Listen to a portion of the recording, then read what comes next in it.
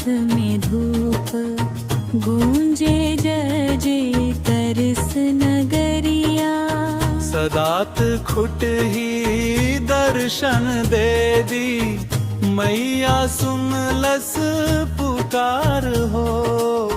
दुखिया के तो सहारा बन, भर दस खुशियन के भंडार हो।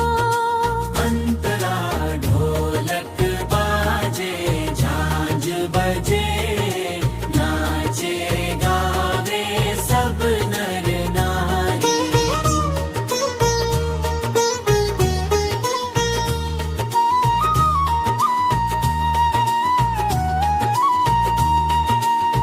गोवा से लेके गांव गांव तक पूजल जाली मैया दुलारी।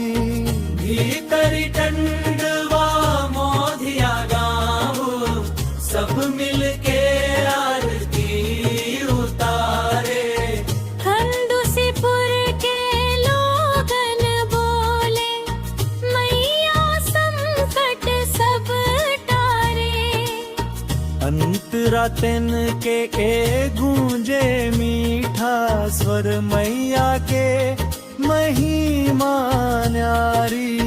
जिस घर गावे नाम तोहार, तू घर बस जाला सुख भारी। अंतरा सब मिलके बोली जय शीतला, मैया के नाम योगे सब।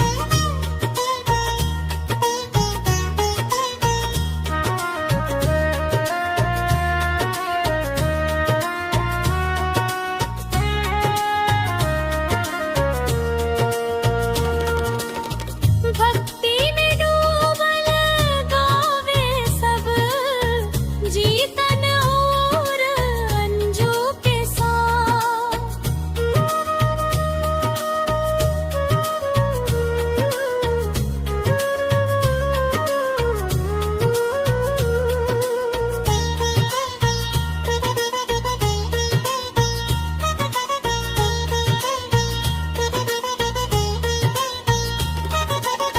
शिरघर गावने नाम तोहार, ऊ घर बस जाला सुख भारी।